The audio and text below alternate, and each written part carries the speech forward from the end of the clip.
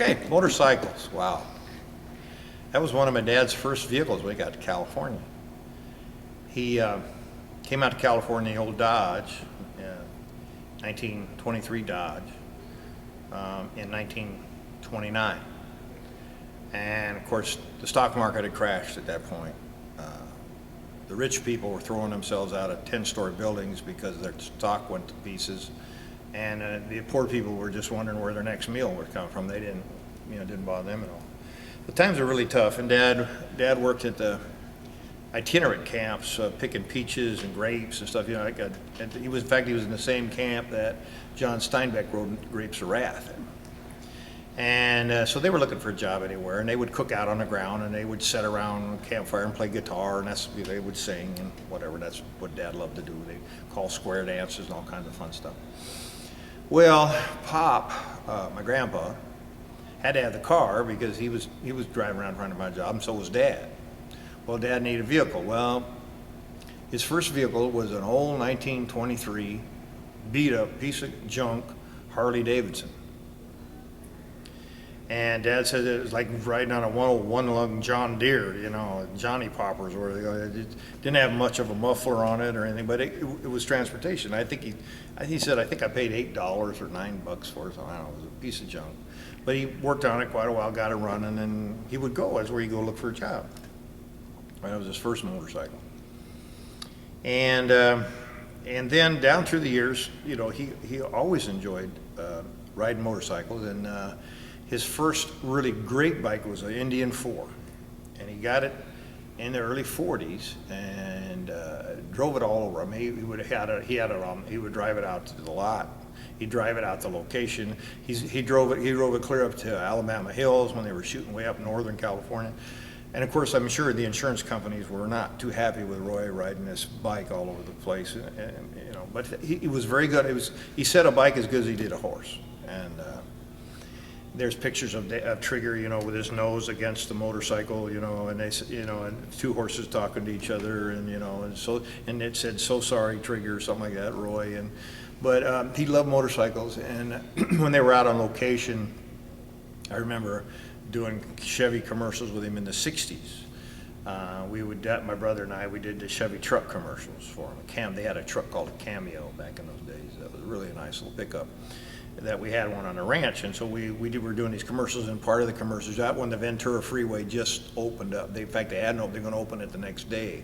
And we were out on that freeway. There wasn't no traffic, there was no cars on it. And Highway Patrol were there, supervising this shoot. And we're getting ready to shoot, and everybody's looking around, where's Roy? And I don't know. And so Highway Patrolman was looking around, and he says, "Where's my bike?" Dad had snuck up on his and he was just just going like mad down the Ventura Freeway. Cowboy hat blowing in the breeze, so he just loved motorcycles. And even though he got later he had everything from dirt bikes to street bikes to it didn't matter. He used to race them. He'd get out there on the Bonneville Salt Flats with these guys that had the big engine bikes, just so he could. And I know the insurance company would have shot him on stock for that, but he just loved doing that. And so his last bike that he got was a Honda V45 Magna, which is the one that's up for auction. And he liked it because, of course, he was in his 70s by this time, and most people in their 70s don't ride a bike, but he loved riding it. And he liked it because it was low, and he could get his legs down on the ground instead of sitting up high like the BMWs and the big Gold Wings. He would get his feet on the ground, and I think he felt a little bit like Marlon Brando, And he went somewhere and got himself, instead of most guys wear leathers. Well, he had the leathers, but he found this jacket that he really liked. And to me, it looked like a lady's jacket. He swears it wasn't, but it was this bright red and white paisley polyester plastic jacket of some kind. I don't know. And I mean, he stood out like a sore thumb in this thing, but and the bike's purple. I mean, I don't know what he was thinking, Of course, fashion sense, he didn't have any, like most guys. And he had this helmet that he was supposed to wear because there were laws of what you have to wear in California. You had to wear the helmet. Well, years ago in '63 or '64, he had his neck fused. He had, from his fight scenes, you know, when you throw your neck around, he'd had a third vertebrae down, turned to gristle. It was no longer a bone. And so they had to fuse his neck, and they had to cut a bone out of his hip in the shape of an H and then fuse it into his neck so that he could keep his head up. Well, it stiffened his neck to where he could never turn his head much farther than that after there. So he didn't like wearing a helmet because of the weight of it on his neck. It's the law. Got to wear the helmet. So he would come to work in the morning on his bike to the museum. Here he comes in, ball cap, no helmet. Dad, where is your helmet? I'm not wearing that stinking thing. I said, Dad, it's the law. What kind of example are you, all your life, all you worried about was what the example you set for young people? Here we have a law in the state of California, and you're a deputy sheriff of the county here, and you're not even wearing your helmet. What is this? And so I embarrassed him a little bit about it. So he decided, well, I'll try it. You know, I'll put it. Well, then he wouldn't wear the face mask that came with it. So he wears his, and he got a helmet that was metal flake green. So now he has this purple bike with a red paisley jacket and white and a green helmet.